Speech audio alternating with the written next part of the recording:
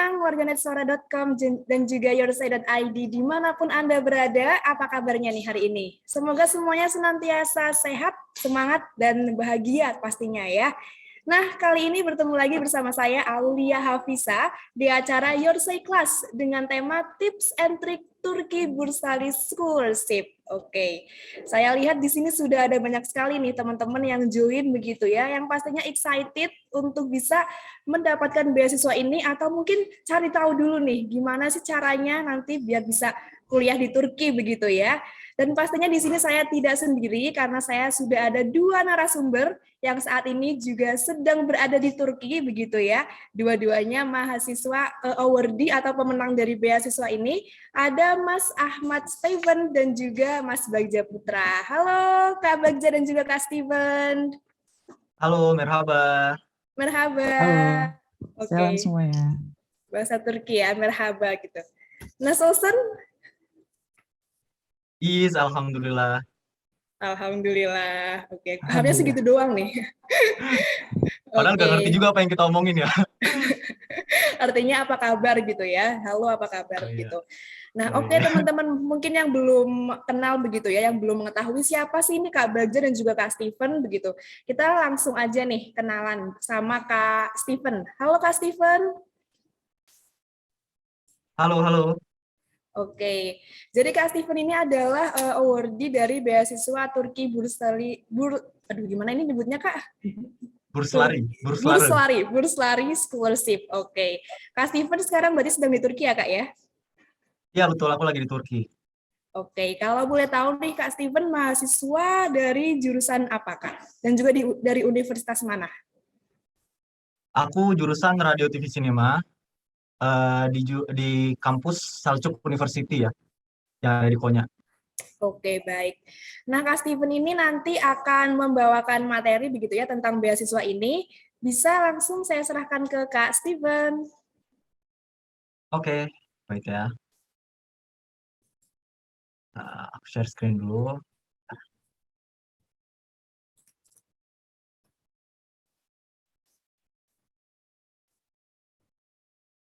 Oke, udah kelihatan ya teman-teman semua? Sudah, Oke ya. Kak. Sip. Sebelumnya saya mau mengucapkan terima kasih pada panitia yang sudah memberikan saya kesempatan buat berbicara, dan insya Allah ini bakalan jadi webinar terakhir saya di tahun 2021.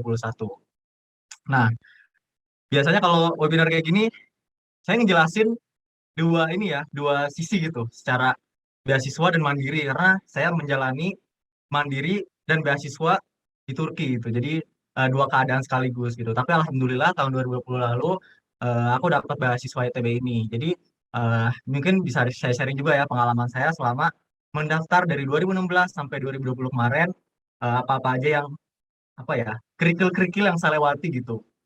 Mendaftar ITB ini selama 4 tahun berturut-turut.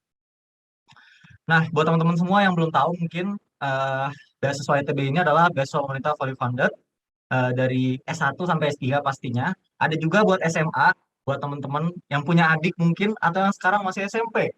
Mau ngambil SMA di Turki ada, tapi itu beasiswanya jurusan keagamaan namanya Muhatib gitu. Kalau beasiswa ITB ini buat S1 sampai S3, dan dia ini eh, teman-teman bisa lihat ya fasilitasnya ini ada uang bulanan. S1 tuh dapat 800 lira, S2 dapat 1.100 lira, dan S3 dapat 1.600 lira untuk tahun ini. Untuk tahun depan dan selanjutnya, karena lira ini inflasi banget ya, jatuh banget, jadi uang bulanannya itu ditambah gitu. S1 ini bakalan dapat 1.000 lira, S2 kurang tahu berapa, mungkin sekitar 1.400, 1.500, dan untuk S3 mungkin sekitar 2.000 lira gitu. Dan juga khusus buat S2 dan S3, kalau misal kalian teman-teman semua pengen pindah dari asrama ke rumah, itu nanti dikasih uang tambahan sekitar 800 lira buat bayar sewa rumah dan lain-lain kayak gitu. Nah, juga include SPP, jadi teman-teman nggak bayar sama sekali. Tiket pesawat, tapi tiket pesawatnya cuma 2 kali doang. Pertama kali teman-teman ke Turki sama ketika udah lulus nanti kayak gitu. Terus juga asuransi kesehatan, jadi teman-teman kalau misalnya mau beli obat-obatan atau ada berobat ke rumah sakit gitu, selama penyakitnya nggak berat-berat banget ya, itu bisa gratis. Juga teman-teman dibayarin asrama dan kursus bahasa Turki untuk tahun pertama kayak gitu. Nah, tapi beasiswa ITB ini teman-teman ada batasan umurnya ya. Untuk S1 itu teman-teman harus di bawah 21 tahun, S2 di bawah 30 tahun, S3 di bawah 35 tahun gitu. Jadi yang udah lebih dari umur segini udah nggak bisa daftar lagi beasiswa ITB yang fully funded. Tapi teman-teman bisa daftar di beasiswa ITB yang Success Scholarship dengan syarat teman-teman udah harus kuliah di Turki selama 1 tahun dan dapat IPK minimal 3 kayak gitu. Nah, buat nilainya, teman-teman di sini ada persyaratan juga ya. Untuk S1 minimal 70% dari sistem penilaian yang dipakai. Misalnya kalau kita kan di SMA tuh kayak sistem nilai 100 ya, 1 sampai 100 gitu. Berarti minimal 70 ijazahnya. S2, S3 75%. Dan untuk kedokteran itu minimal 90%. Artinya kalau buat S1 mau daftar kedokteran itu minimal 90 rata-rata ijazahnya kayak gitu. Nah, tapi di sini ada case yang di mana itu nilainya beberapa award di ITB ya, tahun-tahun sebelumnya itu ada case yang nilainya itu di bawah dari 70%, bahkan nilai ijazahnya tuh 60 gitu loh. Dan dia cuma ya seadanya doang gitu, submit ijazah seadanya aja dan gak ada sertifikat-sertifikat tapi dia dapat kayak gitu. Nah, mungkin teman-teman yang nilainya di bawah dari apa namanya kualifikasi ini, tapi teman-teman punya semangat gitu dan teman-teman udah punya karya dan kontribusi yang banyak. Jadi apa ya, melihat eh, persyaratan yang dikasih sama ITB ini jangan ngedown, silakan teman-teman coba aja gitu. Siapa tahu keajaiban terjadi, ya kan? Nah, terus eh, kalau teman-teman pengen melihat secara lengkapnya, teman-teman silakan buka website www.turkiyeburslari.gov.tr. Nah, di sini dijelasin ya, biasanya kalau misalnya apa namanya pendaftaran, persyaratan-persyaratannya diupdate banget di website ini gitu. Nah, kota dan peluang diterimanya gimana? Kalau melihat dari 3 tahun ke belakang, semakin tahun itu kuota YTB itu semakin apa ya, diperkecil gitu ya. Jadi sebenarnya teman-teman semakin ke sini peluang dapat YTB itu semakin susah gitu. Artinya semakin kompetitif gitu ya. Jadi misalnya tahun 2018 lalu tuh yang dapat YTB sekitar 60 orang gitu. Tapi tahun 2021 ini kalau nggak salah ya aku dengernya cuma 30 orang kayak gitu dari S1, S2, S3 gitu. Aku nggak tahu 2022 mungkin bisa aja semakin diperkecil gitu. Nah, kabar baiknya adalah buat teman-teman yang mau daftar mandiri di Turki itu kuotanya semakin dibuka gitu. Jadi kuota peluang dapat beasiswa semakin kecil tapi peluang mendaftar mandiri semakin besar dan sebenarnya kuliah mandiri di Turki itu 11-12 sama kuliah mandiri di Indonesia biayanya bahkan lebih murah di Turki. Kayak gitu ya. Ini menurut pengalaman aku ya. Nah, terus pendaftarannya kapan dibuka? Nah, pendaftarannya itu biasanya dibuka awal tahun. Kalau misalnya tahun 2021, itu kemarin itu pendaftarannya dibuka dari bulan Maret, dari bulan Februari sampai bulan Maret dan eh, durasinya itu sekitar 1 bulan gitu ya. 1 bulan sampai 1 bulan 30 hari kayak gitu. Biasanya, 1 bulan 15 hari. Kayak gitu. Oke, sekian dari saya. Nanti dilanjutkan sama Kak Bagja untuk menambahkan. Terima kasih. Oke, terima kasih banyak Kak Steven. Jelas banget nih tadi penjelasannya gitu ya, sampai juga ada alamat website buat teman-teman biar ngecek beasiswanya gitu.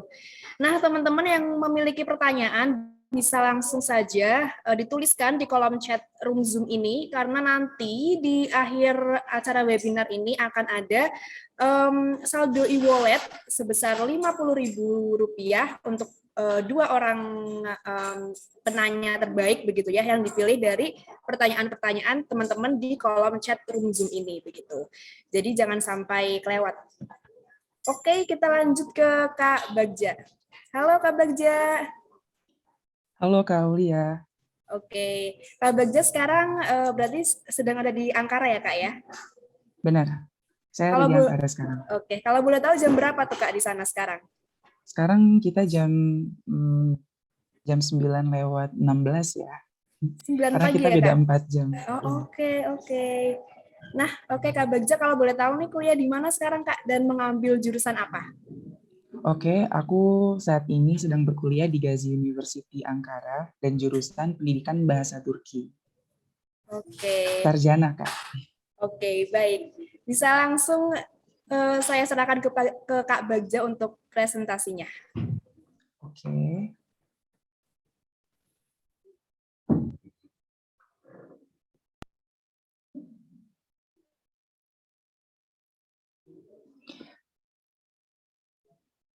Oke, Assalamualaikum warahmatullahi wabarakatuh.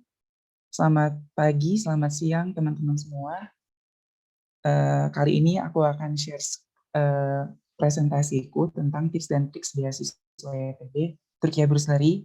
Ini sesuai dengan versiku di tahun 2021. Jadi aku merupakan penerima beasiswa YTB tahun ini dan alhamdulillah ditempatkan di kota Ankara. Oke Kak, boleh digeser slide-nya.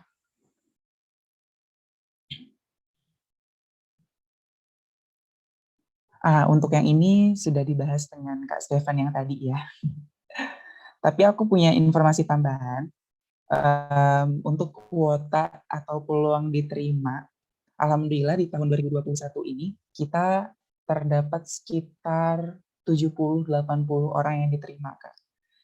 S1, S2, dan S3. Tapi saat ini yang lebih besar peluang diterimanya itu adalah untuk pendaftar yang S2. Karena memang menurut pengalamanku yang sekarang tergabung di beberapa grup, khususnya grup Wordy YTB, yang mana terdapat sekitar 70-80 orang. Oke, langsung saja. Tadi sudah dibahas dengan Kak Stefan tentang pengenalan beasiswa YTB ini, dan sekarang aku pengen menjelaskan proses seleksi beasiswa YTB. Jadi, proses seleksi beasiswa YTB itu ada 3. Yang pertama, adanya seleksi administrasi. Nah, seleksi administrasi itu ngapain aja? Kita harus bikin pendaftaran, kita harus bikin link aplikasi, kita harus bikin aplikasi, akun aplikasi beasiswa YTB atau dikenal dengan TBBS. TBBS ini singkatannya Türkiye Bursary Başvuru Sistemi, artinya sistem pendaftaran beasiswa Turki secara online di link ini, https tbbs.turkiyebursary.gov.tr. Nah, teman-teman cukup bisa cari di Google, cukup ketik TBBS YTB begitu. Nah, itu insya Allah langsung keluar begitu, dan teman-teman bisa langsung bikin akunnya. Terus yang kedua, adanya seleksi wawancara plus tes YOS khusus pendaftar S1. Nah, jadi teman-teman, YTB itu punya sistem yang baru. Kalau untuk S1, dia ada tes YOS-nya untuk tahun ini. Untuk tahun ini dan insya Allah seterusnya. Sementara untuk pendaftar S2, kalau dia dinyatakan lolos dari seleksi administrasi, maka mereka hanya melakukan tes wawancara biasa gitu, tes wawancara formal. Sementara untuk yang S1 itu dia spesial karena begini ya, karena mungkin satu, kalau ijazah kita itu kayak belum bisa setara gitu loh dengan ijazah di luar negeri. Makanya mereka ingin melakukan tes standarisasi yang dikenal dengan YOS, singkatannya Yabancı Öğrenci Sınavı, ujian untuk siswa atau mahasiswa internasional yang ingin masuk ke kampus-kampus yang ada di Turki. Jadi ini tuh modelnya kayak SBMPTN begitu kalau di Indonesia. Dan itu khusus untuk pendaftar S1. Lalu yang terakhir adalah pengumuman. Nah, pengumuman ini dilakukan melalui email dan aplikasi. Begitu. Oke, next.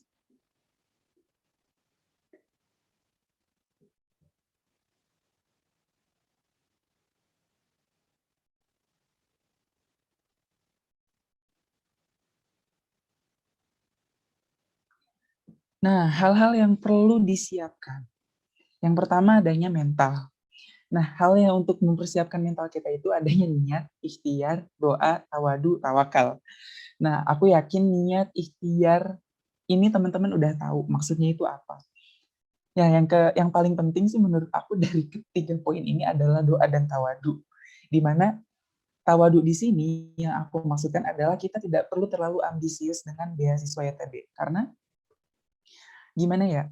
Menurut berbagai pengalaman aku, dan juga aku memperhatikan teman-temanku, yang mana kadang kalau kita itu terlalu ambisius dan kita terlalu mengandalkan ikhtiar kita begitu, itu biasanya biasanya malah gagal gitu. Meskipun banyak juga yang berhasil begitu, tapi yang jelas kita harus realistis bahwa kita itu intinya kita harus punya pegangan yang lain begitu. Misalnya setelah lulus teman-teman harus punya plan-plan yang lain selain untuk mendaftar beasiswa YTB ini. Karena kita nggak bisa menjamin kita benar-benar diterima di beasiswa ini begitu.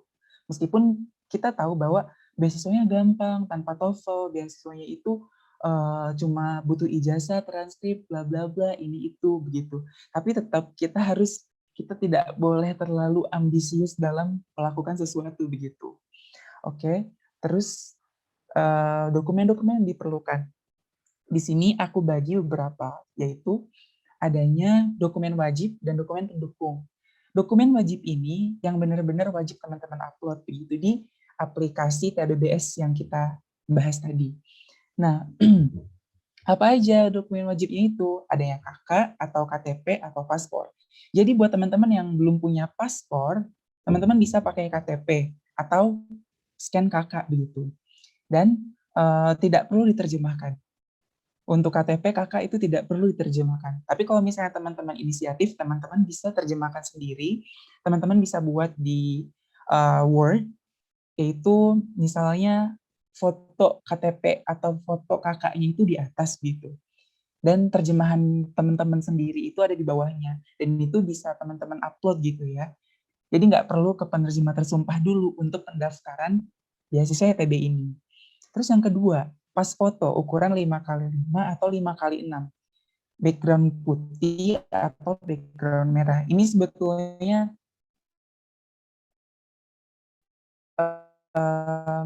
foto itu sebetulnya foto ukuran 5x5 atau 5x6.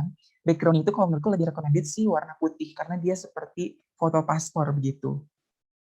Terus yang ketiga, ijazah SMA atau SKL dan transkrip nilai semester 1 sampai 6. Ini khusus bagi yang sudah lulus SMA atau surat keterangan prediksi kelulusan. Nah, surat keterangan prediksi kelulusan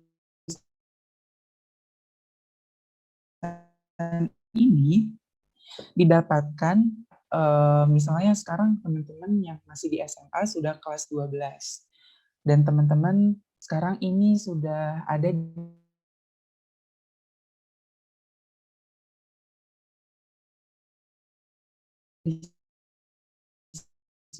semester Halo Kak Bagja. akhir, ya semester sebelum, ya pokoknya kan sekarang masih Putus-putus. Oke, mohon maaf.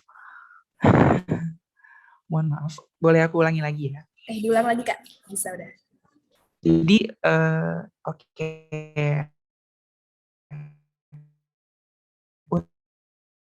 Untuk yang ketiga,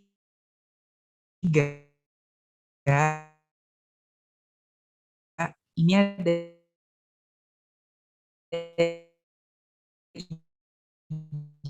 ijazah dan transkrip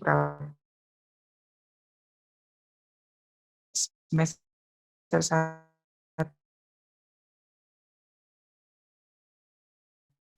sampai 5, di mana misalnya teman-teman itu di tanggal masih bersekolah dan akan lulus pada tanggal sekian, sekian, dan sekian begitu. Dan di halaman selanjutnya itu adalah transkrip rapot semester 1 sampai 5. Nah, untuk mendaftar S2, itu berarti kan teman-teman misalnya sudah lulus S1 nih. Teman-teman yang sudah lulus S1 itu tidak perlu membuat transkrip SMA begitu. Jadi sebetulnya dalam aplikasi pendaftaran TBBS ini untuk pendaftar S2 berarti kan dia sudah lulus S1. Yang dibutuhkan itu ada 2 ijazah SMA dan ijazah S1. Tapi untuk transkrip transkrip di SMA ini cukup pakai skrip S1-nya itu harus lengkap. Dari semester 1 sampai semester 8 atau sampai semester akhir gitu. Dan jika belum lulus, ini juga bisa diakali dengan kita yang meminta kepada pihak kampus untuk membuat surat prediksi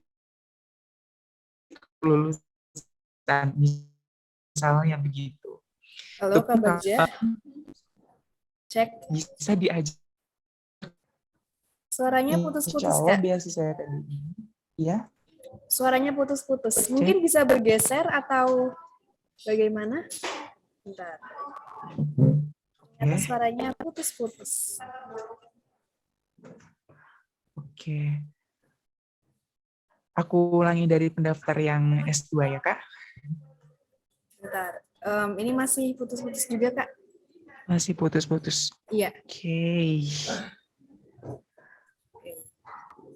Tadi sebelumnya Tapi di awal tadi putus lancar gak, Kak. Kak? Yang di awal lancar. Oke. Oke, sekarang udah. Oke, sekarang sudah. Udah.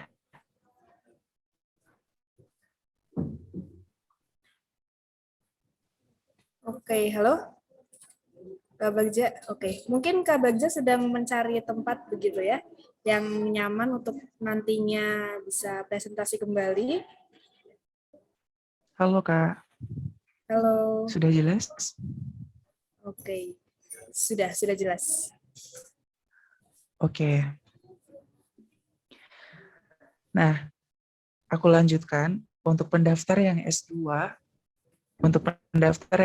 itu ada 2 ijazah yang diperlukan. Ijazah SMA dan ijazah S1, juga transkrip ijazah S1. Untuk pendaftar, untuk transkrip bagian yang SMA-nya itu, untuk pendaftar S2, itu cukup pakai transkrip belakang ijazah. Sementara untuk transkrip S1-nya itu harus lengkap dari semester awal sampai semester akhir. Terus yang keempat, letter of intent atau LOI. Nah, ini nanti LOI ini ada kolomnya saat pendaftaran dibuka. Dan pendaftaran itu dibuka sekitar dalam durasi 1 bulan. Berbarengan dengan surat rekomendasi.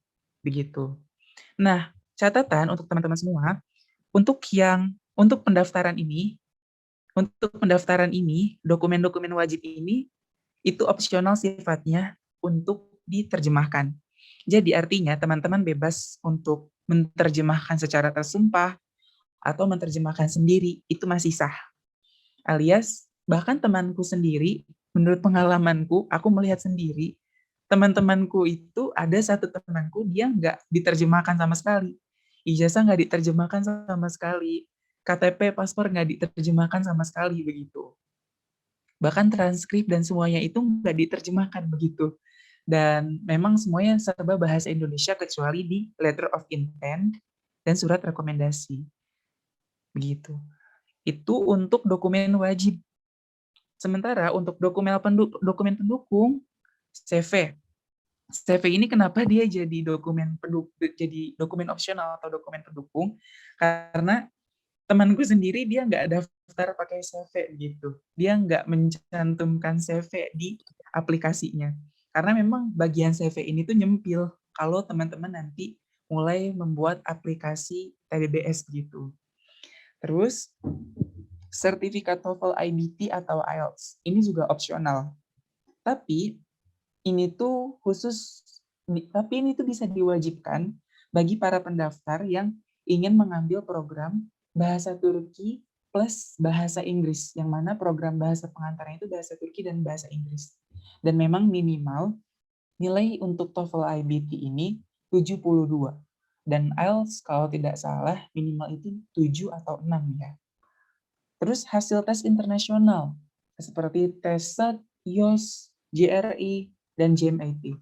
Sebetulnya hasil tes ini, tes IBT, TOEFL IBT atau SAT atau yang lainnya atau tes internasional lainnya, ini tergantung dari kampus yang teman-teman pilih. Maka dari itu, untuk saat sebelum pendaftaran, bahkan sekarang, jika teman-teman memang berminat untuk mendaftar kuliah di Turki, teman-teman harus research kampus dan persyaratannya begitu. Karena memang biasanya begini, jika teman-teman daftar di kampus yang terdaftar di aplikasi TBBS, nah itu ada beberapa kampus, dia di situ tidak dijelaskan, tapi pada saat misalnya teman-teman sudah diterima, dan teman-teman ingin melakukan registrasi ulang, tiba-tiba pihak kampus meminta hasil tes internasional, wah itu bahaya. Jadi teman-teman harus cari dulu kampus dan persyaratan-persyaratannya supaya nanti kesananya akan lebih mudah begitu. Lalu adanya sertifikat prestasi, pengalaman organisasi, dan pengalaman berkunjung ke Turki atau relasi ke Turki. Nah, atau relasi yang ada di Turki nih. Ini tuh sebetulnya bisa menjadi pendukung karena misalnya di bagian pernah berkunjung ke Turki enggak, atau apa yang diketahui tentang Turki ini itu, dan ada relasi enggak di Turki. Waktu itu aku untuk isi bagian yang ini, aku bilang aku belum pernah ke Turki, tapi aku punya beberapa relasi yang ada di Turki, misalnya Kak Stefan ini, terus hoja-hojaku yang lain dan teman-teman yang lain begitu. Dan di situ ada 2 kolom gitu ya untuk menuliskan 2 nama gitu dan keterangannya. Oke, ini untuk bagian administrasi. Lalu selanjutnya kita ke slide selanjutnya, Kak.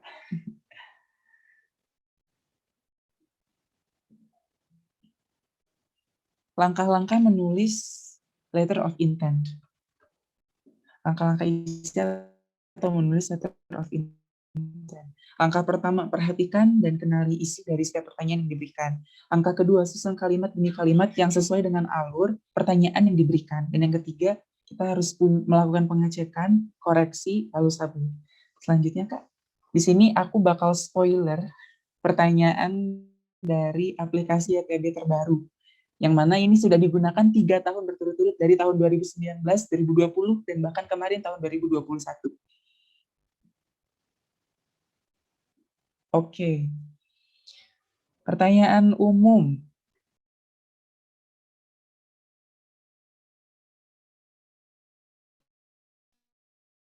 Pertanyaan umum lo YTB, pertanyaan wajib. Pertanyaan umum dan pertanyaan penjelas. Sementara untuk pendaftar S2, dia akan punya pertanyaan-pertanyaan yang lain, pertanyaan-pertanyaan anak begitu ya. Yang mana itu tuh seperti mini proposal begitu, yang harus dibuat oleh mahasiswa yang ingin daftar S2 di Turki. Teman-teman yang ingin daftar S1, pertanyaan umum lo YTB, pertanyaan kesatuan. Dan ini tuh sifatnya, dua-duanya itu wajib untuk diisi. Yang pertama, in this section it is expected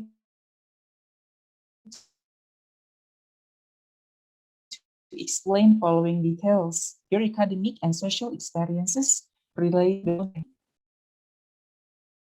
to study and the importance of your can write the letter of intent in the language you can express yourself. Nah, di sini poin-poin pentingnya adalah in this section it is expected to explain following details, your academic and social experiences. Jadi pengalaman akademik dan pengalaman sosial teman-teman itu sesuai gak dengan jurusan yang teman-teman pilih, dengan bidang yang teman-teman pilih begitu.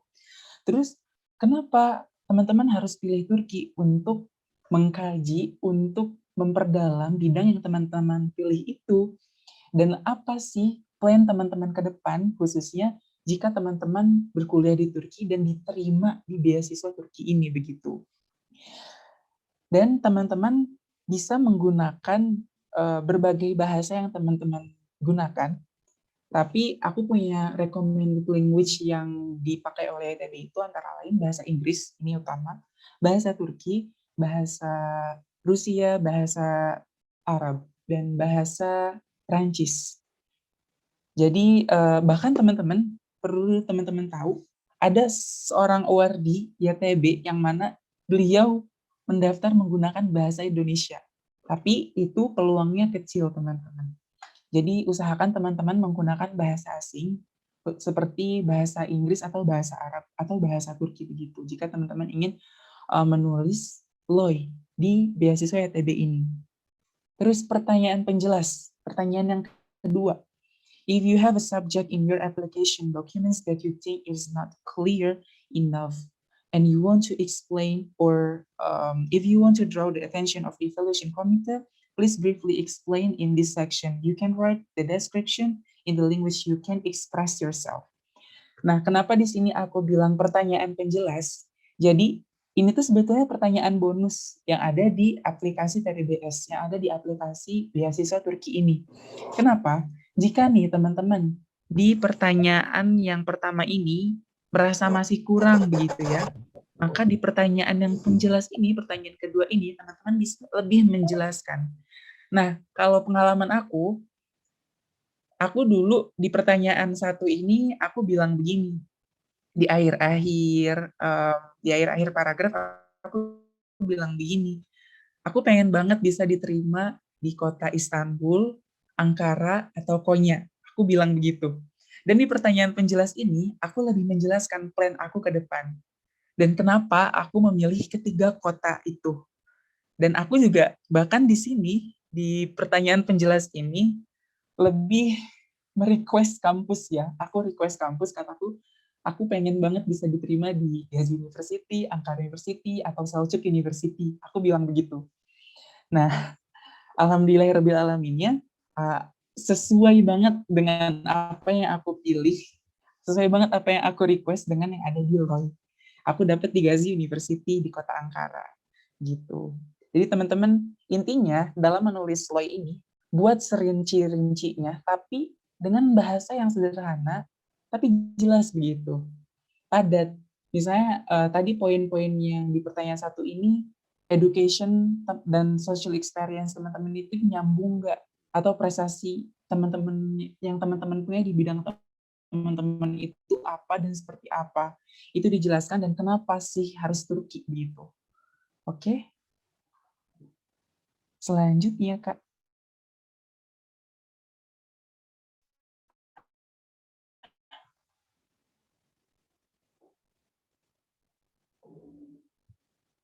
Langkah-langkah mendapatkan recommendation letter. Berikut penjelasanku, recommendation letter atau reference itu bisa kita dapatkan dari akademisi seperti guru, kepala sekolah, dosen pembimbing, rektor, dan lain-lain. Atau dapat juga dari atasan kerja seperti bos dan manajer. Tips dariku adalah cari orang yang benar-benar mengenali kinerja kita serta kemampuan kita. Nah, untuk pendaftar S1 itu menurutku nggak terlalu dilihat. Kalau menurutku nggak terlalu dilihat untuk surat rekomendasi ini, tapi alangkah lebih baiknya teman-teman bisa minta ke kepala sekolah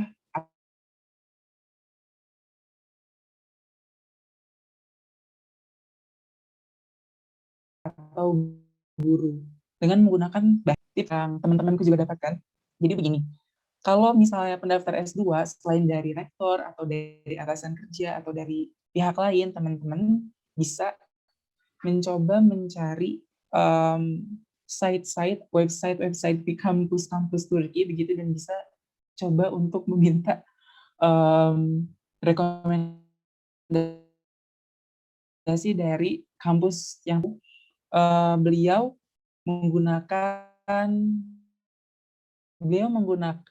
itu meminta salah seorang dosen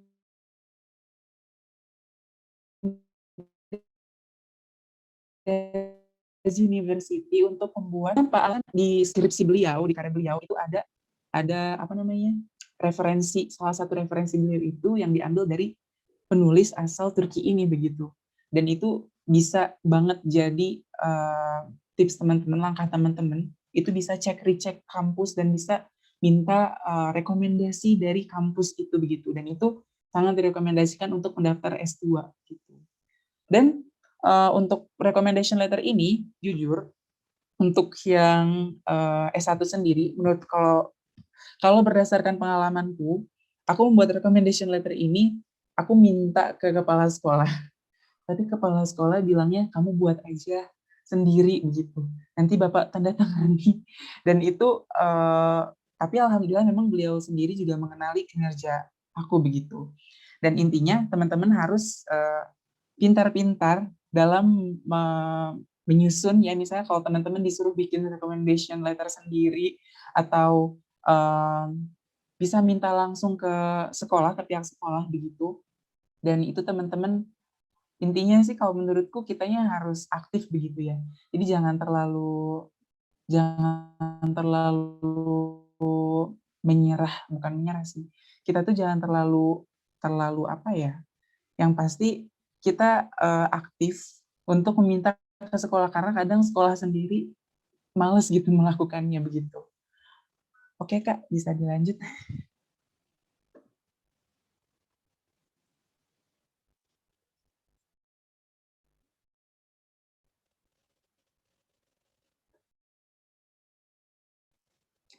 Nah, wawancara beasiswa YTB tahun 2021. Bagi pendaftar S2 yang lulus ke tahap 2, nah ini udah aku jelaskan tadi di bagian wawancara aja seperti biasa. Karena apa? Ijazahnya dianggap sama.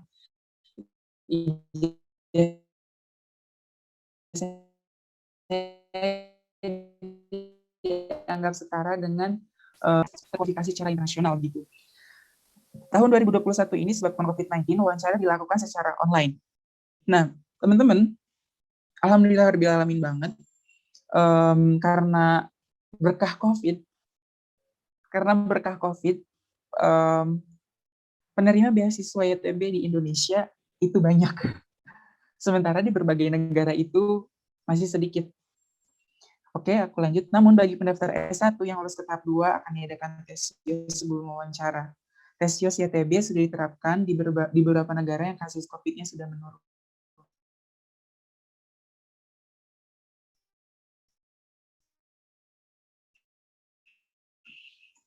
Nah, Halo? karena YTB sendiri menspesialisasikan Indonesia untuk dilaksanakannya untuk dilaksanakannya wawancara secara online begitu. Sementara untuk di negara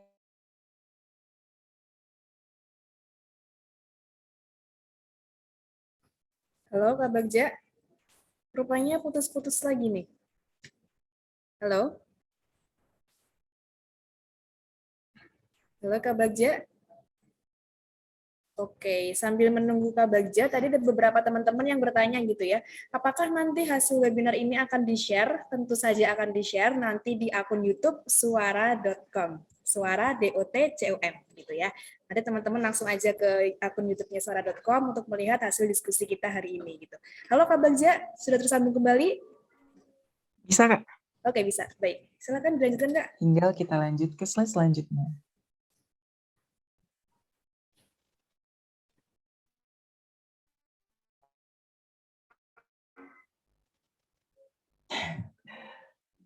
Perhatian, bagi pendaftar beasiswa YTB jenjang S1 diharapkan untuk mempersiapkan diri menghadapi ujian IELTS sebagai bentuk kewaspadaan jikalau di tahun 2022 nanti dan seterusnya tes IELTS akan diadakan di Indonesia.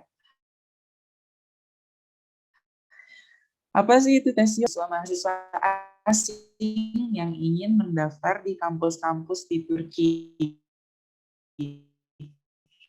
Pada umumnya tes IELTS itu terdiri dari 8. Jadi modelannya itu seperti tes TPA ya, TPA TPS yang ada di Indonesia begitu.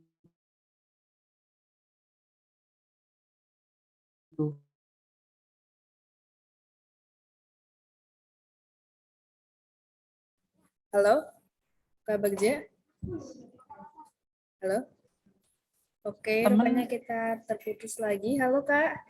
Halo. Halo. Oke. Oke Kak, bisa dilanjut? Ternyata bisa Kak. Ya. Oke, bisa. Jelas nggak Kak? Oke, tadi jelas sih. Cuman yang sebelumnya putus-putus Kak. Oke. Seperti yang sudah aku jelaskan sebelumnya, bahwa tes IELTS itu adalah tes standarisasi internasional YTB ini untuk pendaftar S1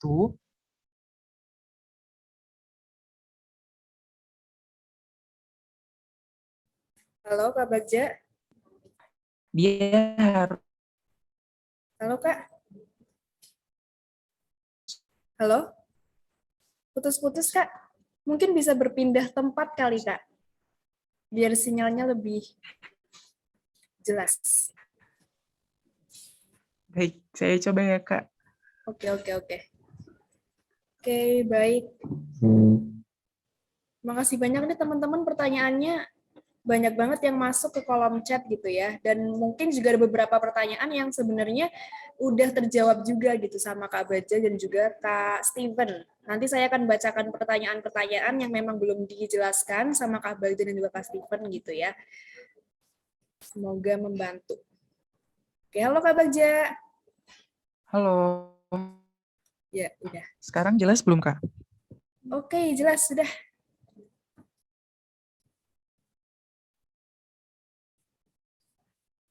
Halo? Terputus lagi. Oke, baik. Sepertinya karena memang kita beda negara ya teman-teman ya, jadi sinyalnya agak sulit gitu. Nanti di akhir acara kita akan bacakan pertanyaan-pertanyaan gitu ya. Halo Kak Bagja, sudah tersambung? Halo?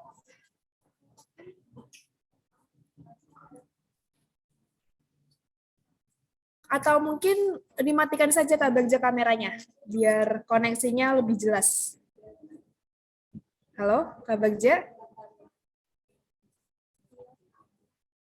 Rupanya Kak Bagja masih belum tersambung. Oke, kita langsung ini aja teman-teman ya. Bacakan beberapa pertanyaan sambil selingan gitu. Nanti setelah ini, setelah Kak Bagja kembali lagi, kita bisa lanjut presentasinya.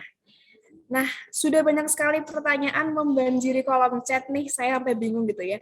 Pertanyaan-pertanyaannya mau mana yang saya pilih gitu.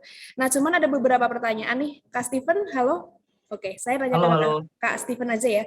Ada beberapa pertanyaan yang berulang gitu ya, sama teman-teman bertanya tentang gimana sih memilih jurusan gitu. Karena yang tadi dijelaskan oleh Kak Bagja kan jurusan dan juga kampus dipilihkan begitu ya dari pihak penyelenggara beasiswa, Kak.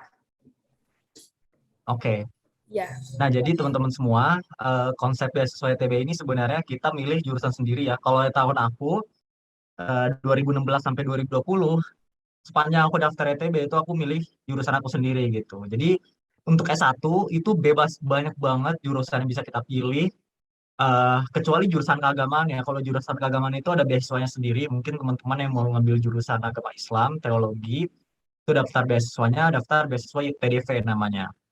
Kalau daftar ITB itu beasiswa keagamaan ini sebenarnya ada, cuma nggak begitu banyak. Dia lebih ke umum kayak gitu. Kayak misalnya engineering, habis itu ada jurusan kayak aku ya, jurusan sinema, media, bahasa Turki, bahasa Inggris, dan lain-lain kayak gitu.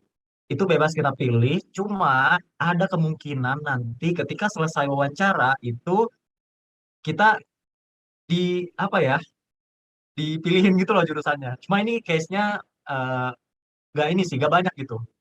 Cuma ada beberapa doang kayak temenku gitu daftar, dia mau jurusan A, ternyata dia mau jurusan fisika, ternyata dapatnya jurusan bahasa Turki kayak gitu. Itu waktu tahun 2000 berapa, 2018 tauku kayak gitu. Mungkin karena kualifikasinya gitu ya, cuma itu nggak banyak teman-teman, jadi jangan khawatir. Kalau untuk S2, nah S2 ini teman-teman cuma bisa daftar di jurusan yang linear kayak gitu. Misal aku nih S1-nya jurusan radio TV sinema, tahun lalu aku cek, aku tuh gak bisa lintas jurusan ke jurusan bisnis atau ke jurusan tata boga gitu ya. Tapi aku cuma bisa daftar di jurusan yang bukan sama media gitu, kayak TV sinema lagi atau media apa media baru kayak gitu, new media dan lain-lain gitu. Atau jurusan jurnalistik kayak gitu. Untuk S3-nya juga sama tuh.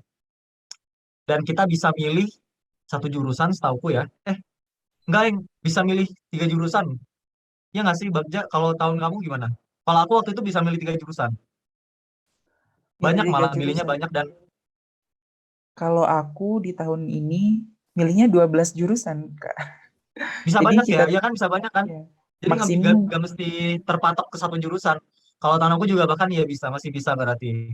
Kemungkinan sih tahun depan 2022 juga masih bisa 12 jurusan kayak gitu.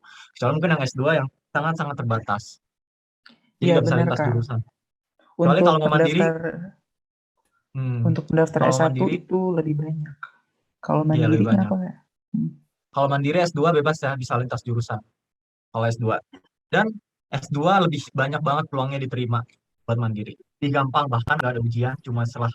Apalagi IPK kita kan gede-gede ya, karena IPK kita sumbernya tuh nilainya dari penilaian dosen, penilaian akhlak gitu. Kalau di Turki murni dari hasil ujian kayak gitu. Jadi makanya IPK Turki itu rendah-rendah. Teman-temanku aja IPK-nya 2,7 kayak gitu.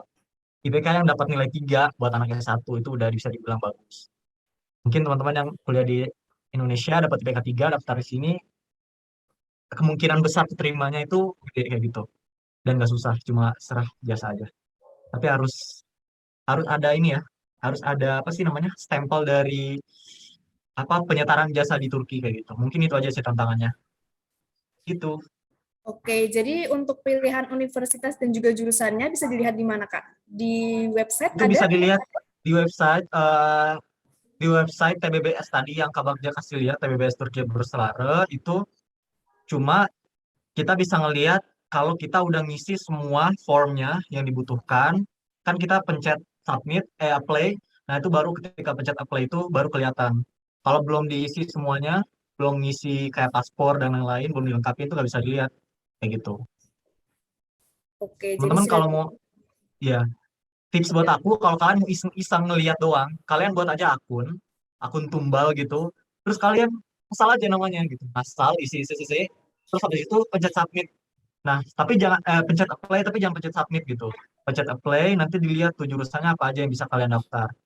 Kayak gitu. Karena selama kalian belum pencet submit, si aplikasinya itu masih ada di tangan kalian, belum dikirim ke pihak panitia kayak gitu. Oke, terima kasih Kak Steven penjelasannya. Nah, nyambung lagi nih, juga banyak pertanyaan tentang ujian YOS, ujian Yes. itu, pokoknya ya. Aku pernah ikut ujian itu tuh, ujian YOS. Aku ikut 2 kali. Oh iya, oke. Gimana Kak? Oke, banyak Susah banget, pertanyaan. gila susah banget. Sekalian mau lanjut presentasi Kak Bagja atau gimana nih? Oke, bisa dilanjut Kak. Oke.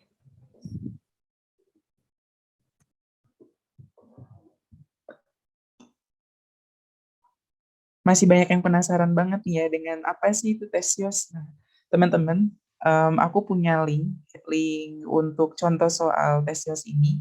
Nanti insya Allah akan aku bagikan juga di grup ya ke teman-teman semua.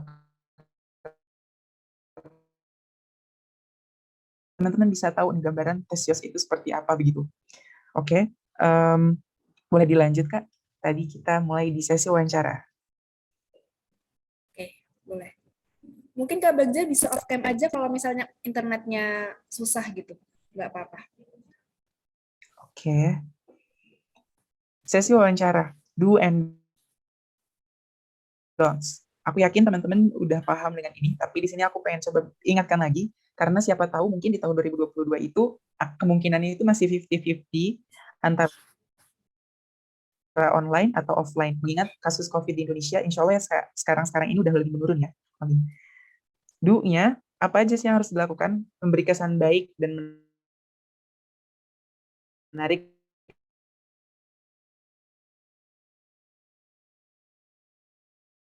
Halo Kak Bagja, putus-putus lagi Kak. Bisa off cam aja Ads. mungkin biar bisa memudahkan.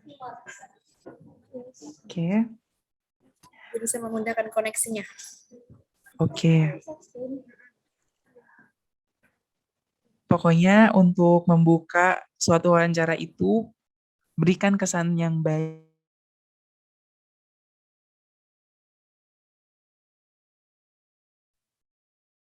Buat moderator mungkin Halo Kak Bagja. buat mengisi apa namanya, biar gak putus-putus, biar lebih efektif. Aku sebenarnya masih ada presentasi.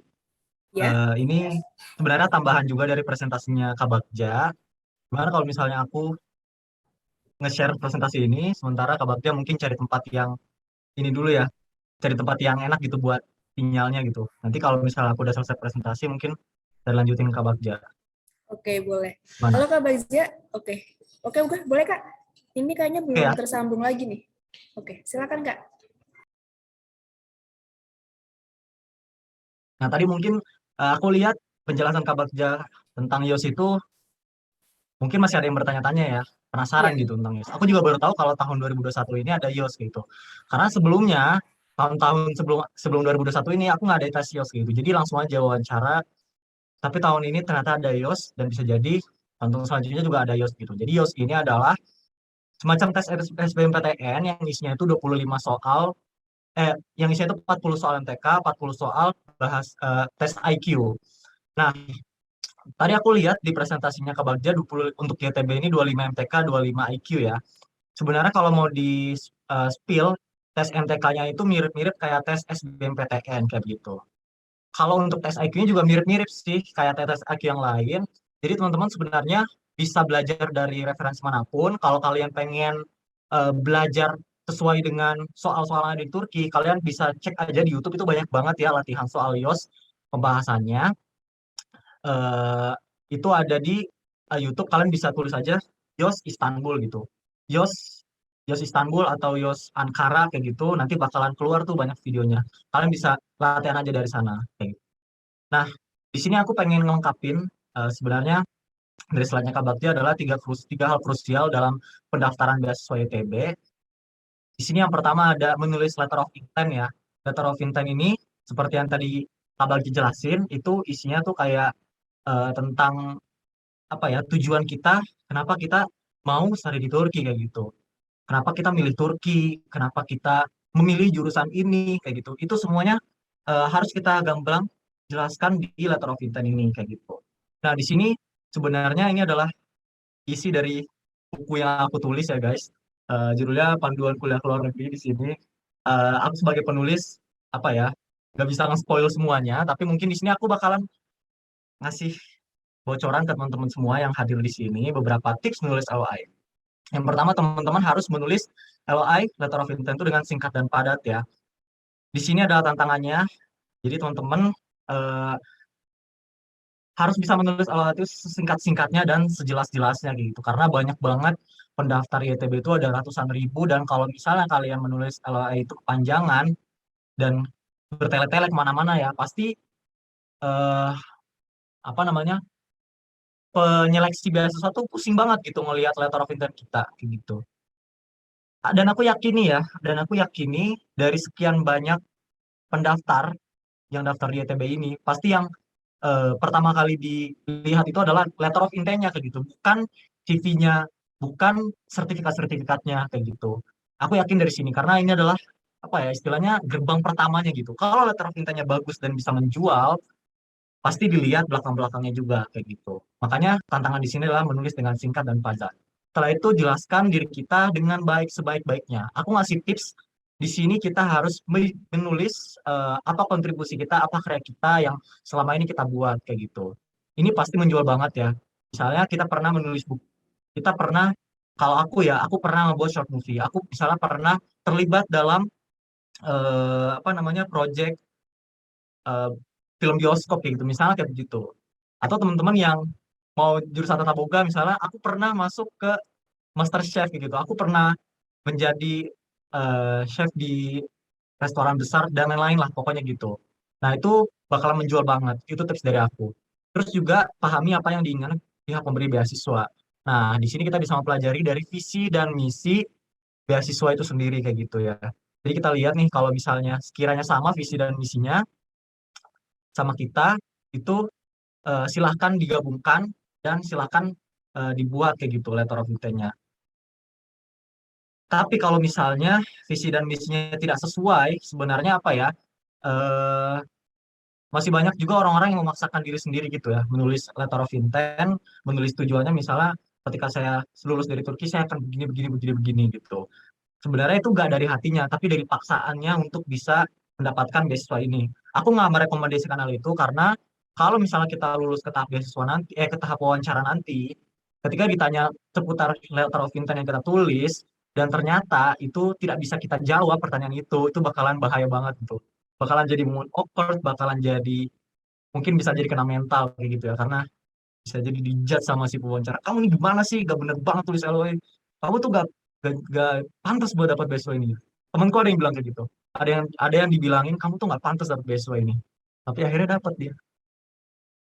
Selanjutnya, Submit berkas. Nah, ini juga krusial guys, karena banyak banget yang belum tahu submit berkas itu udah asalkan banyak nih. Udahlah, bodo amat. Gua target tahun ini harus dapat 1.000 sertifikat. Mau apapun sertifikat itu, gua harus submit di BSDTB ini. Enggak, itu salah guys, karena sebenarnya teman-teman nggak mesti upload banyak banget berkas. Jadi cukup berkas-berkas yang relevan aja ya. Aku merekomendasikan kayak mungkin 3 5 gitu. Tapi ini tuh relevansinya ada gitu dengan eh, aplikasi kita kayak gitu. Misalnya ya, aku daftar beasiswa S1 jurusan TV Cinema, tapi aku malah submit misalnya sertifikat aku apa ikut program bisnis kayak gitu, digital marketing yang sebenarnya itu tuh oke mungkin bagus buat diri kita tapi nggak ada relevansinya sama jurusan TV dan sinema kayak gitu. Mungkin lebih nyambung lagi kalau aku upload sertifikat kalau misalnya aku pernah juara 3 lomba vlog nasional Indonesia kayak gitu. Itu kan lebih relevan ya. Kayak gitu ya. Contohnya yang di jurusan lain juga mungkin bisa apa mengaplikasikan poin ini kayak gitu. Dan ingat jangan banyak-banyak ya. Karena sebenarnya mungkin di pikiran kita bakalan bagus, bakal menjual, tapi sebenarnya itu sampah. Teman-teman ingat, itu tuh sampah kalau kalian upload banyak-banyak dokumen kayak gitu yang nggak ada relevansinya. Yang ketiga, tahap krusial yang terakhir adalah wawancara. Nah, wawancara ini teman-teman harus bisa pandai lagi menjual diri untuk yang kedua kalinya. Yang pertama tadi letter of intent, yang kedua di tahap wawancara. Kita harus bisa memberikan kesan pertama yang baik pada 10 detik pertama ketika kita diizinkan berbicara untuk pertama kalinya. Bisa dengan mengucapkan bahasa asing, bisa dengan hey merhaba, nasılsınız kayak gitu. Apa kabar Anda atau bahasa Turki atau bahasa-bahasa lainnya atau mungkin kalian punya apa ya kemampuan lainnya yang ingin ditunjukkan show off ke wawancara itu boleh, tapi ingat jangan sampai ada awkward moment. Awkward moment adalah ketika kita berbicara panjang tapi si pewawancara tuh gak ngerti ini orang ngomong apa sih kayak gitu. Wawancara gitu kan itu awkward moment gitu jadi 3 detik aja udah cukup kayak gitu jangan sampai lebih dari 3 detik atau jangan sampai lebih dari 5 detik kayak gitu karena itu bakal jadi awkward moment dan mungkin bisa jadi apa ya membuang nilai jual kita malah itu ya. Nah terus pertanyaan yang pasti ditanyakan adalah pasti banget ditanyakan jelaskan siapa dirimu. Nah jelaskan siapa dirimu mungkin bentuk pertanyaannya lain lagi ya mungkin di zamannya Kak Bagja beda lagi pertanyaannya tapi intinya poinnya adalah menjelaskan siapa diri kita apa keunggulan kita kayak gitu. Nah di sini ini krusial banget karena ketika kita menjawab pertanyaan ini dengan baik, maka sesi wawancara dari pertanyaan itu ditanyakan sampai akhir nanti itu akan baik gitu. Pewawancara akan tertarik ke kita. Nah, pewawancara itu kalau misalnya menarik, kalau misalnya pewawancara itu tertarik dengan omongan kita, si pewawancara itu gak akan nyender ke kursi kayak gini. Tapi dia bakalan kayak gini dan mendengarkan dengan seksama kayak gitu. Tapi kalau misalnya pewawancara udah bosen, udah bete, pasti dia naruh tangannya gini, dia intensi apa atensinya ke benda lain misal ke HP nyender atau gini-gini atau ngapa-ngapain gitulah nah itu udah bahaya tuh itu udah bahaya banget kita harus bisa membuat atensi wawancara itu tetap fokus ke kita kayak gitu nah makanya di sini kita harus bisa mengendalikan jawaban-jawaban kita gitu ya nah makanya aku bilang pertanyaan dari jawaban ini adalah jawaban dari pertanyaan ini adalah krusial kayak gitu terus juga tebak pewawancara, pertanyaan pewawancara itu apa? Biasanya pewawancara itu terkhususnya untuk S2 dan S3 itu biasanya dia gak akan jauh-jauh dari letter of intent yang kita tulis gitu ya. Gitu. Kalau untuk S1 sebenarnya ada list pertanyaannya yang Kak Bagja bakalan share tapi nanti insya Allah mungkin di-share sama Kak Bagja. Itu biasanya pertanyaan-pertanyaan random gitu. Cuma untuk S2 biasanya itu lebih ke LOA ya, letter of intent yang kita tulis kayak gitu. Lebih ke jurusan gitu, Pak. Apa yang kamu tahu tentang jurusan ini? Gimana nanti eh, apa sih penelitian kamu tentang ini gitu. Biasanya seputar-seputar itu sih. Dan kalau misalnya si pewawancaranya nggak masuk, nggak mengambil jurusan yang kita ambil gitu, paling yang bakalan ditanya itu cuma dasar-dasarnya doang sih. Nggak akan sampai menyelup ke dalam kayak gitu. Biasanya kan kalau S2, S3 tuh sampai menyelup ke dalam kayak gitu. Nah, eh, ini semua teman-teman, ini adalah aku ambil dari buku panduan kuliah luar negeri yang aku tulis ini. Selebihnya kalian bisa baca di sini ya guys. Kalian bisa berkunjung aja ke Instagram aku guys. Oke, nah buat yang mau kuliah ke luar negeri atau ya, sekarang harus ngapain? Pertama teman-teman harus diskusi sama orang tua, apalagi buat yang lulusan S1 mau lanjut S2, harus bisa menentukan prioritas ya, apakah pengen menikah, pengen kerja dulu, jangan sampai salah menentukan prioritas, dan jangan sampai buat anak-anak yang mau, buat teman-teman yang mau kuliah ke luar negeri itu tidak membulatkan niat dan motivasinya, karena ini adalah fondasi yang harus kita kuatkan kayak gitu. Banyak banget teman-teman di sini yang gagal menguatkan niat, gagal menguatkan motivasi sampai ya akhirnya pulang di tengah jalan kayak gitu. Sayang banget sih. Selanjutnya, teman-teman harus bisa mencari info sebanyak-banyaknya dari sosial media, website, akun PPI.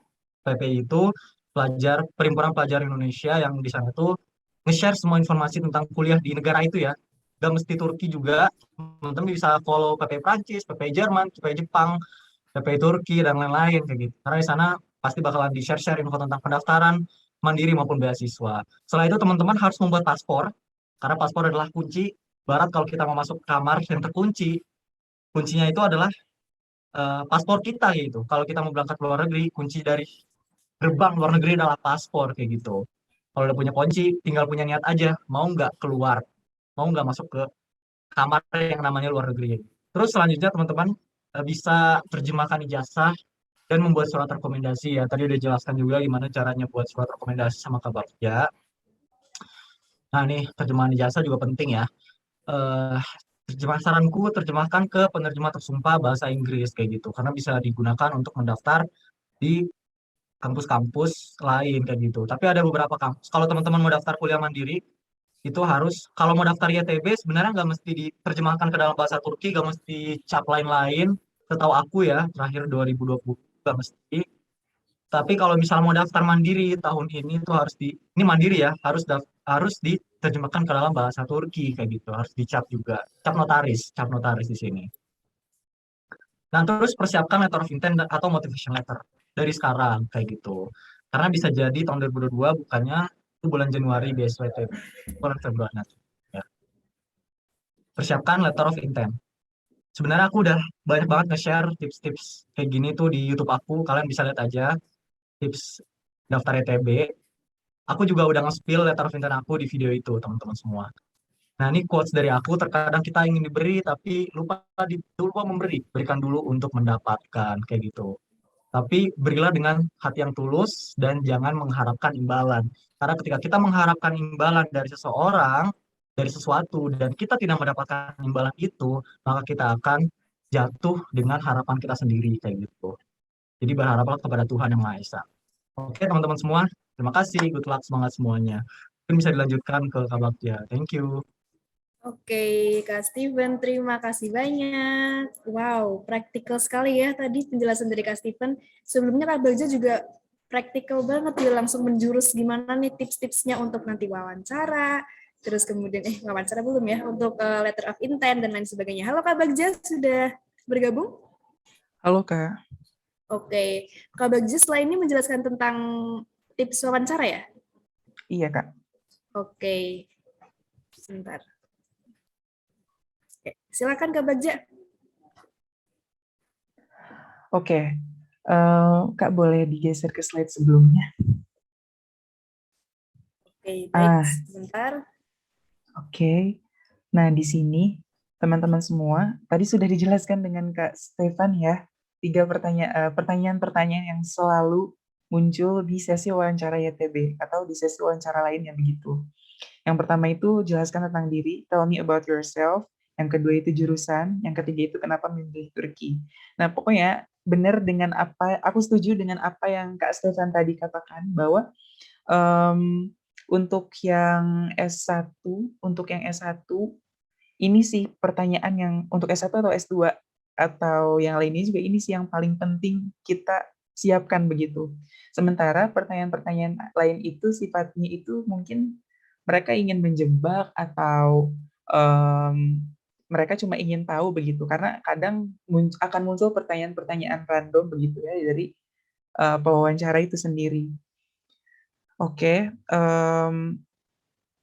menurut pengalamanku di wawancara TB tahun 2021 itu mereka kan begini ya Kak, di tahun 2021 ini khusus untuk Indonesia,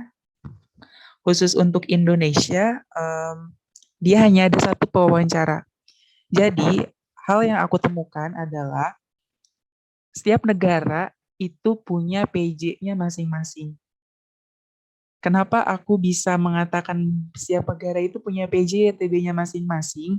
Karena saat aku bertanya ke temanku yang lain, temanku yang dari negara lain, jawaban mereka itu berbeda begitu. Maksudnya orang yang aku screenshot yang tadi ada di slide sebelumnya itu berbeda. Makanya bahkan pewawancara itu sendiri kita tuh sebetulnya kayak bukan wawancara sih ya untuk tahun 2021 ini terkesan seperti konfirmasi aja begitu.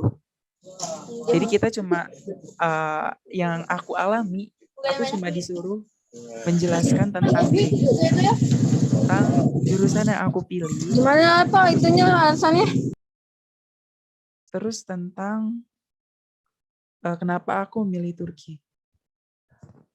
Halo Kak, apakah jelas? Jelas, Kedengaran? jelas Kak. Silakan Oke. dilanjutkan. Oke.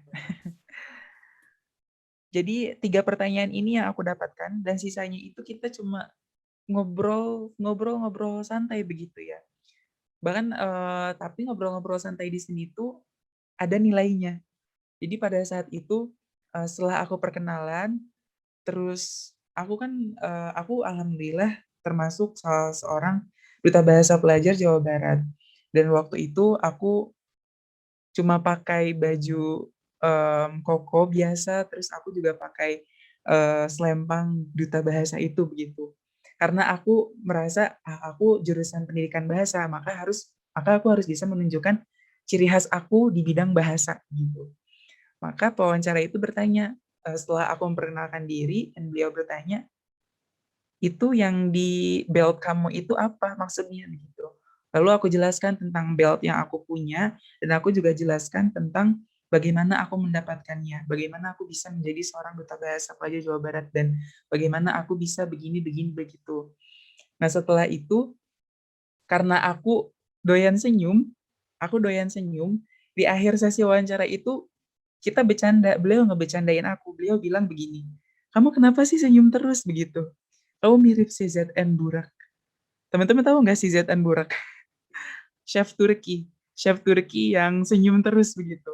Nah di situ aku ketawa lah, kataku, wah bisa aja nih Bay Effendi, kataku kan gitu. Terus aku baru di situ bilang bahwa ya aku suka tersenyum karena namaku Bagja. Terus baru di situ dia nanya, emang Bagja artinya apa? Akhirnya aku bilang, Bagja itu dalam bahasa Turki artinya mutlu. Aku bahagia gitu. Karena aku setiap hari akan selalu bahagia. Setiap waktu aku akan selalu bahagia. Sepanjang zaman aku akan selalu bahagia. Aku jelaskan begitu-begitu dan akhirnya kita ketawa lagi dan gini lagi gitu lagi. Dan wawancara online ini kita berkisar sekitar 8 menit, 8 sampai 10 menit. Karena waktu itu di Turki sedang musim panas. Sementara di Indonesia itu kita sudah tengah malam. Jadi di sini tuh masih jam 8 dan jam 8 itu masih siang begitu ya Kak. Dan jam 12 malam aku wawancara online gitu di tengah malam di waktu Indonesia bagian barat. Begitu. Jadi intinya untuk wawancara ini memang kita harus memberikan kesan terbaik, tapi tidak terlalu melebih-lebihkan diri kita begitu. Kita tetap pada diri kita yang sewajarnya begitu. Dan kita juga realistis dengan diri kita begitu. Meskipun ya kita boleh menjual diri kita, tapi intinya jangan terlalu berlebihan. Yang berlebihan itu nggak baik, Kak. Begitu ya teman-teman. Oke, untuk yang selanjutnya aku akan kasih list pertanyaan random yang sering ada begitu ya di beasiswa YTB atau bahkan di beasiswa lainnya begitu.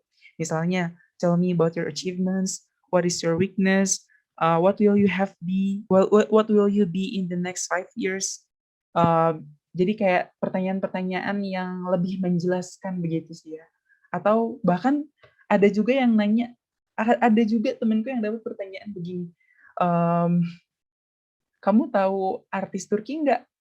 Dan itu kan nggak nyambung banget gitu ya dengan jurusan yang dia pilih. Temenku itu ngambil jurusan kimia atau teknik ya, aku lupa. Tapi dia ditanyain artis Turki begitu. Jadi mungkin yang dia ingin ambil itu, yang pewawancara ingin ambil itu adalah pengetahuan dia tentang Turki itu seperti apa, begitu. Nah, yang paling penting nih, jika teman-teman dapat pertanyaan ini krusial banget nih. What will we expect from you if we offer you this scholarship? What makes us choose you for this scholarship? Jadi apa sih yang bisa membuat kita apa sih yang kita harapkan dari kamu begitu? Apa yang kita dapatkan dari kamu kalau misalnya kamu dapat beasiswa ini? Kita kembali lagi ke pembahasan Kak Stefan yang tadi, bahwa kita itu harus bisa tahu gitu loh nilai jual kita tuh kita tuh harus menyesuaikan nilai jual mereka begitu. Dan kalau untuk menjawab pertanyaan ini, teman-teman intinya jangan terlalu melebih-lebihkan diri teman-teman. Teman-teman realistis dan teman-teman mereka itu suka hal yang sederhana tapi realistis begitu. Kayak misalnya aku kan jurusan pendidikan bahasa Turki. Saat aku ditanya seperti ini, maka aku akan bilang aku ingin menjadi jembatan antara Turki dan Indonesia dengan menjadi seorang guru bahasa Turki, misalnya begitu. Dan itu bisa menjadi hal yang logis begitu. Itu kita punya cita-cita yang besar, tapi kita awali dengan langkah yang kecil. Nah, itu tuh akan sangat membantu banget untuk teman-teman semua jika teman-teman dapat pertanyaan seperti ini. Apa yang membuat kita memilih kamu untuk beasiswa ini begitu? What language do you know? Oh iya, how many cities in Turkey do you know? Ini tuh pertanyaan-pertanyaan tentang Turki dan Indonesia. Pasti nggak akan jauh-jauh dari pertanyaan antara pengetahuan teman-teman tentang Indonesia dan Turki. Bahkan ada juga teman-teman yang um, teman-teman yang ditanya tentang pengetahuannya tentang Indonesia. Jadi kayak kita itu dinilai nasionalisme yang ada dalam diri kita begitu misalnya. Nah, ada juga tips yang sangat recommended untuk teman-teman. Jika teman-teman ingin mendaftar mandiri dan juga ingin mendaftar beasiswa YTB ini sekaligus, nah pasti kalau misalnya teman-teman lolos ke tahap wawancara, teman-teman akan ditanya ini nih, pertanyaan nomor 8 dan nomor 9. Have you accepted by a university? Are you studying in the university now? Which university? Nah, ini tuh pasti akan ditanyakan begitu karena untuk wawancara pengalaman kami itu setiap kami itu ditanyain ini. Kamu sudah diterima di sebuah universitas belum? Kamu sudah kuliah di mana? Atau mana aja? Nah, aku pada saat itu sudah diterima di 4 atau 5 universitas.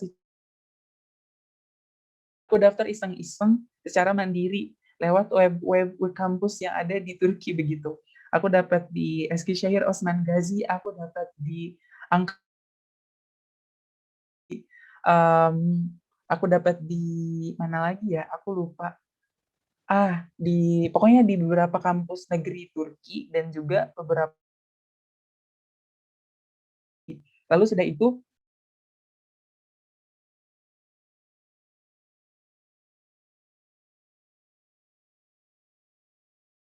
saat itu pewawancara meminta kita untuk mengirim hasil LOA, Letter of Acceptance, surat penerimaan kita di kampus atau di beasiswa yang kita dapatkan begitu. Dan nilai UTBK tahun kemarin itu karena kita nggak punya TESYOS, karena kita nggak diselenggarakan TESYOS, maka yang diminta oleh pewawancara YTB ini adalah hasil UTBK atau LOA universitas.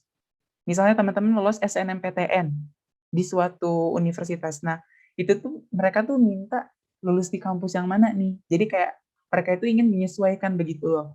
Menyesuaikan kampus kita yang kita dapatkan di Indonesia dengan kampus yang akan mereka sesuaikan di Turki. Dengan sesuai pilihan teman-teman di TBBS. Jurusan dan kampus yang sesuai dengan pilihan teman-teman nantinya begitu. Jadi, makanya aku bilang ke teman-teman semua, kita harus realistis. Apa yang harus kita realistisin ini? Yaitu kita nggak akan jauh dari kuliah di Indonesia begitu. Karena memang seperti yang Kak Sevan bilang, semakin tahun, semakin maju, semakin ke sini, itu biaya siswa YTB itu semakin menipis begitu. Apalagi kita tahu sekarang untuk S1 diadakannya tes YOS. Dan apalagi kita juga tahu sekarang tentang kondisi perekonomian Turki yang sedang melemah begitu. Makanya aku sarankan teman-teman juga mempersiapkan diri, mempersiapkan plan-plan yang lain. Jadi nggak cuma mendaftar beasiswa YTB ini, tapi juga mendaftar program-program yang lain begitu. Dengan catatan teman-teman harus kuat mental, teman-teman harus berjuang begitu ya, mencari atau melakukan kegiatan-kegiatan yang bermanfaat lainnya begitu. Jadi bahkan ya aku dulu ingat banget apa yang dikatakan Kak Stefan. Sebetulnya kalau yang daftar beasiswa ITB itu, yang dapat beasiswa ITB itu yang iseng-iseng aja begitu. Dulu aku ingat banget Kak Stefan pernah ngomong begitu.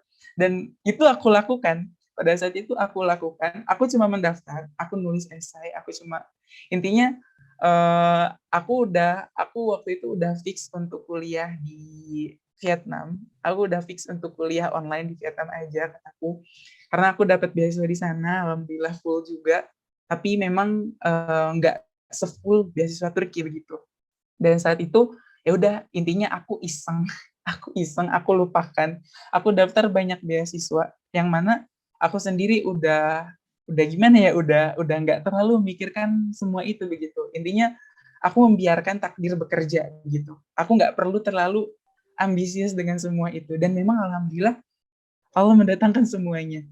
Makanya buat teman-teman siapkan plan lain. Jadi jangan cuma sebatas pengen dapet ITB karena mentang-mentang ITB itu beasiswa yang gampang begitu. Itu nggak begitu konsepnya. Tapi kita memang harus punya plan A, plan B, plan C, yang lain-lainnya begitu. Oke. Jadi intinya teman-teman tetap semangat dan teman-teman siapkan apa yang bisa teman-teman lakukan, apa yang bisa teman-teman lakukan sekarang. Lakukan dengan maksimal dan intinya jangan terlalu berlebihan dalam mempersiapkan atau dalam melakukan sesuatu begitu. Jadi insya Allah biarkan takdir yang bekerja. Benar kata Kak Stefan, kita serahin ke Allah, biar Allah yang menyuruh takdir itu bekerja untuk kita. Begitu teman-teman. Nah ini nanti insya Allah presentasi ini bisa di-share ke teman-teman semua. Dan aku harap teman-teman semua tetap semangat.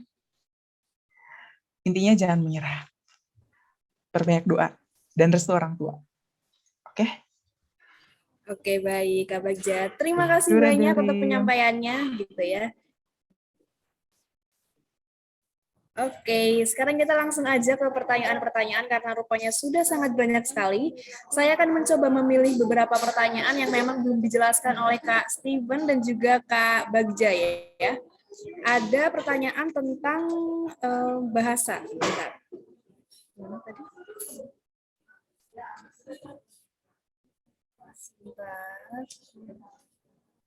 Oke, ada pertanyaan dari Ella Nadia. Izin bertanya, Kak. Kesulitan apa saja yang kakak sering hadapi ketika kuliah di luar negeri dan saat mendaftar beasiswa?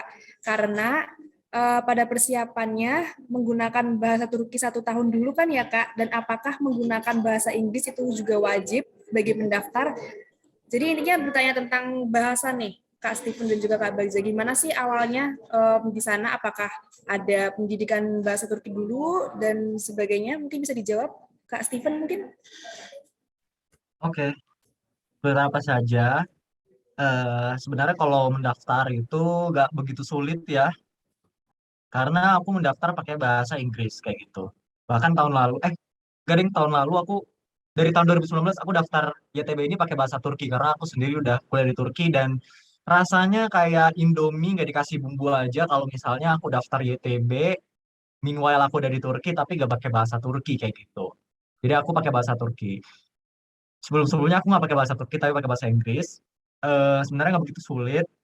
Terus daftar mandiri juga bisa dibilang menantang ya karena ada beberapa tes, ikut TIOS, terus juga apa sih namanya, keadaan yang tidak pasti gitu ya, apakah kita diterima atau nggak diterima, mungkin itu yang tantangannya kayak gitu. Yang membuat apa ya, diri kita tuh jadi kayak gimana sih rasanya digantung gitu, bukan ini lebih parah dari digantung perasaan sih, lebih parah daripada digantung apa ya, digantung sama gebetan gitu. Ini dia mau nembak gua apa enggak sih? Tapi ini tuh lebih ya buat sedih banget lah gitulah, kayak emang harus tawakal banget gitu sama Tuhan. Nah, eh kalau misalnya belajarnya, kuliahnya sebenarnya bisa dibilang sampai sekarang pun masih menantang kayak gitu ya, karena aku pakai bahasa Turki juga kan kuliahnya. Kecuali mungkin teman-teman yang pakai bahasa Inggris bisa dibilang lebih mudah, tapi gak mudah juga. Karena ya bukan kuliah pakai bahasa sendiri, apalagi kalau misalnya apa ya, bahasa-bahasanya ini bahasa akademis kayak gitu ya. Kayak aku di Turki, aku pun sampai sekarang masih eh, meminta bantuan kepada Google Translate kayak gitu buat mentranslate beberapa kata-kata yang ada di dalam buku aku gitu. Bahkan sebelum ujian nih, kayak minggu-minggu ini nih, karena aku belajar, aku tuh juga sampai datang ke temen Turkiku, aku minta bantuan sama mereka. Ini maksudnya apa sih? Aku nggak ngerti kayak gitu. Nah, ini untungnya aku punya temen Turki yang apa ya, bisa diminta bantuan gitu. Jadi tips buat teman-teman yang mau kuliah ke Turki juga atau kuliah dimanapun itu di luar negeri, kalian harus punya teman lokal karena dia yang akan membantu ketika kita akan ujian kayak gitu. Kayak gitu sih kalau dari aku ya. BTW, aku izin keluar boleh nggak? Karena aku ada kuliah nih. Oh, oke Kak Steven, terima kasih banyak. Iya. Oke teman-teman, makasih ya yang udah hadir, yang makasih yang udah Oke, lihat presentasi sebelum aku. Sebenarnya aku nge-share juga, aku juga pengen masih banyak nge-share tentang ITB, dan itu bakalan aku share di YouTube aku, di Instagram aku kayak gitu. Juga di buku aku yang ini. Jadi teman-teman bisa cek aja guys. Di sini ini aku jual di Shopee dan Tokopedia. Makasih Oke, sebelumnya panitia bisa dan foto bareng nggak, Kak? Mungkin kita bisa boleh boleh bersama. silakan. Oke, teman-teman bisa on cam supaya kita bisa berfoto bersama Kak Steven yang sebentar lagi akan kuliah. Oke, baik. Saya hitung ya. Oke, on cam, teman-teman. Sebentar, Kak. Oke, saya hitung ya. 1, 2, 3. Sekali lagi. 1, 2, 3. Oke, untuk Oke. kalau misalnya mau mengetahui Kak Steven lebih lanjut gitu ya, tadi Kak Steven juga bilang ada akun YouTube yang juga sharing tentang beasiswa ini. Iya. Bisa di-share Kak akun YouTube-nya atau Instagram-nya mungkin biar teman-teman bisa belajar atau mencari tahu lebih dalam. Oke, ini akun Instagram, akun YouTube aku, di akun YouTube aja ya, karena aku selalu share di YouTube guys. Ini akun YouTube aku ya. Di sini aku buat eh, vlog-vlog seru-seruan kayak Jerome Pauline, kayak Leonardo Edwin dan lain-lain. Kalian bisa cek aja Amin Stefan guys. Thank you. Oke, terima kasih banyak Kak Steven. Sukses kuliahnya. Bye bye. Makasih juga ya, sukses semua buat panitia. Assalamualaikum. Oke, Waalaikumsalam. Oke, baik. Sekarang kita lanjut ke pertanyaan berikutnya. Ada pertanyaan dari Janatun Nikmah. Untuk tadi kan Kak Steven atau Kak Baja sempat bilang begitu ya, kalau misalnya nggak dapat beasiswa YTB ini bisa apply secara mandiri begitu untuk kuliah di Turki. Nah itu kira-kira gimana itu Kak Baja? Dan apakah biaya kuliah di Turki juga cukup affordable? Gimana Kak? Oke, menurut penelitian aku, menurut pengalaman aku untuk kuliah mandiri di Turki, itu kita bisa cek biayanya itu di kampusnya, di website kampus, yang mana biayanya itu sebetulnya nggak per semester begitu. Kalau di Turki itu dia biayanya itu per tahun langsung dibayar, dan itu tuh sebetulnya bisa juga sih kita memilih untuk biayanya itu per semester begitu. Dan untuk biayanya sendiri, menurutku beberapa kampus negeri di Turki ini dia lebih murah dibandingkan di Indonesia begitu. Tapi sebetulnya balik lagi ke kemampuan ekonomi masing-masing, karena gimana ya? Apalagi sebetulnya begini ya Kak, tahun ini itu kan Turki sedang inflasi. Tahun ini Turki sedang inflasi, maka biaya-biaya itu naik begitu. Dan aku juga belum tahu pasti untuk tahun depan, untuk tahun akademik yang baru, dia akan naik lagi atau enggak. Tapi menurut pengalamanku tahun 2019 dan 2020, aku melihat begini ya Kak. Jadi waktu tahun 2019 itu misalnya satu tahun itu 2000 tele di daerah Cukurova University, di daerah Cukurova. Cukurova itu di bagian mana ya? Pokoknya ada di suatu universitas di Turki begitu. PTN, salah satu PTN bagus di Turki. Dan sesudah itu di tahun depannya, di tahun 2021 kemarin itu pas aku cek, itu sekitar naik ke 5.000 tele gitu Kak. Naik drastis begitu. Makanya untuk teman-teman yang misalnya teman-teman pengen kan untuk cek recek biaya kampus yang ada di Turki itu sendiri. Misalnya teman-teman pengen masuk ke Ankara University, maka teman-teman cari tuh websitenya, syarat-syarat masuk Ankara University itu apa aja. Terus biayanya itu, tuition fee-nya itu berapa begitu. Atau misalnya, jadi intinya sih tips dari aku, research sih. Dan kita tuh harus niat aja kalau memang niat kita itu benar-benar ingin kuliah mandiri di Turki. Itu aja. Oke, pertanyaan lanjutannya, kalau misalnya ingin kuliah di Turki dan tidak mendapatkan beasiswa YTB ini, apakah ada beasiswa lain begitu? Seperti mungkin dari pemerintah Turki atau bagaimana?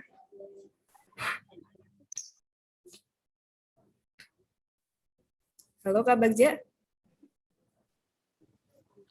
Ada.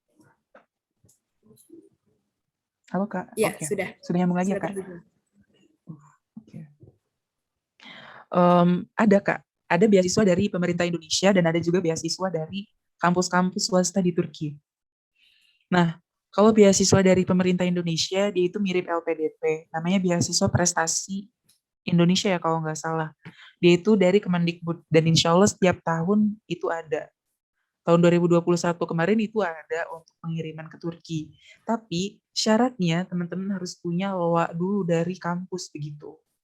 LOA unconditional dari kampus yang ada di Turki. Dan untuk beasiswa dari Kemendikbud sendiri, itu cuma untuk 8 universitas besar, 8 besar universitas yang ada di Turki. Misalnya Istanbul University, Ankara University, Gazi University, Bilkent University. Nah, itu tuh ada aplikasinya. Dan biasanya untuk beasiswa Kemendikbud ini yang aku pelajari, itu kalau untuk S1 wajib punya tes TOEFL ITP minimal 550 atau 530 begitu ya. Dan kalau untuk intinya sih kalau menurutku beasiswa dalam negeri itu lebih sulit ya dibandingkan beasiswa luar negeri begitu. Nah, ada juga beasiswa dari kampus. Misalnya di Turki itu ada namanya Istanbul Zaim University. Ada juga namanya Fatih Sultan Mehmet Wakaf University di Istanbul. Dan juga ada Bilkent University. Mereka kampus swasta. Mereka mengadakan beasiswa dan teman-teman bisa cek di Google, misalnya beasiswa Istanbul Zaim University, beasiswa Fatih Sultan Mehmet University, beasiswa Abdullah Gül University, itu tuh ada. Dan itu juga di situ juga ada syarat-syaratnya.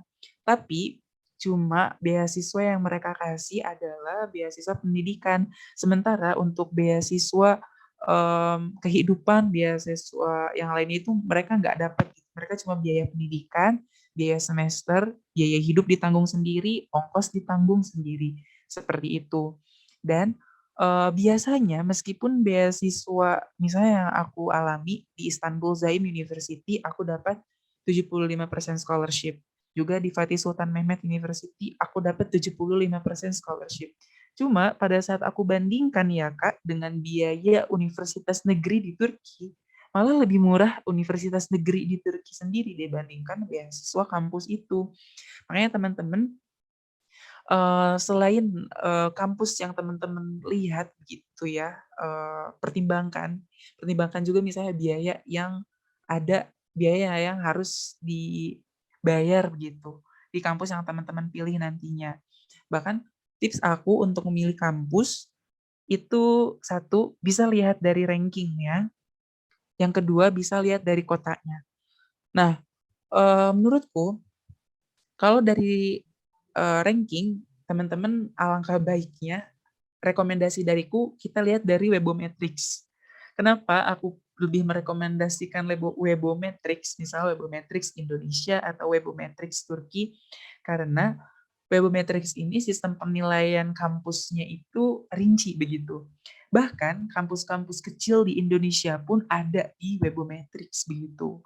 Dan misalnya teman-teman kalau misalnya nanti pendaftaran dibuka, teman-teman usahakan pilih yang 25 besar kampus Turki begitu. Dan aku juga punya saran dari kotanya. Aku harap teman-teman nggak milih jauh-jauh dari ibu kota, nggak milih jauh-jauh dari Istanbul, karena menurut pengalaman kita semua yang ada di sini, teman-teman yang punya masalah di kota yang jauh dari ibu kota itu tuh ribet banget. Makanya aku di Loy, aku jelaskan aku pengen banget bisa diterima di Konya, Istanbul, atau Ankara. Kenapa? Karena misalnya kalau di Konya, Konya itu tetangganya Ankara. Kalau di Istanbul itu ada KJRI, yang mana kalau kata kita sih kayak wakil KBRI di Turki itu begitu. Dan di Ankara sendiri ada KBRI, juga dekat dengan kantor pusat YTB. Jadi kalau misalnya ada suatu permasalahan, ya kita tinggal datang begitu. Jadi intinya teman-teman usahakan jadi gini, yang pertama lihat ranking, yang kedua lihat kota tapi nggak lihat ranking. Nah, yang lihat kota tapi nggak lihat ranking, misalnya kayak aku juga milih misalnya di Ankara Social Bilimleri University.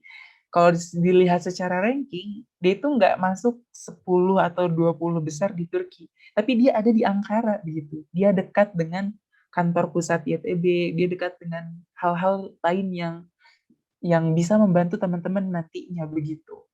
Dan aku saranin memang antara 3 kota itu sih. Tapi selebihnya teman-teman bisa sesuai dengan inisiatif teman-teman sendiri. Itu cuma tips atau saran dari aku aja. Gitu, Kak. Oke, terima kasih banyak Kak Bagja informasinya dan juga tipsnya untuk memilih kampus dan juga yang penting riset itu paling penting ya Kak ya. Betul banget.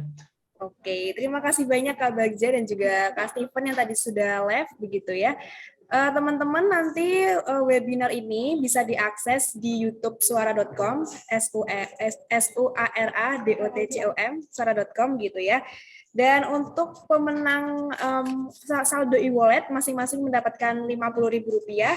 2 penanya terpilih tadi ada Elana Dia dan juga ada Janatun Nikmah. Begitu. Selamat untuk teman-teman berdua tadi. Nanti akan dihubungi oleh panitia untuk dikirimkan saldo e-wallet.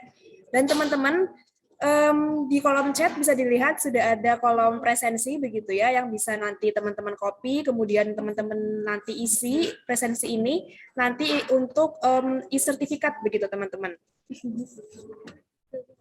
Dan terima kasih banyak yang sudah menghadiri Your Say Class pada hari ini.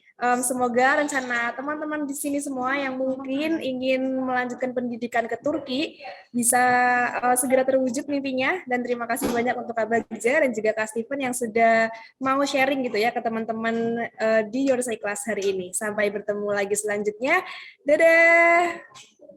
Dadah, terima kasih banyak ya teman-teman semua. Terima kasih banyak kepada panitia semua. Terima kasih Sukses banyak. terus ya, Kak.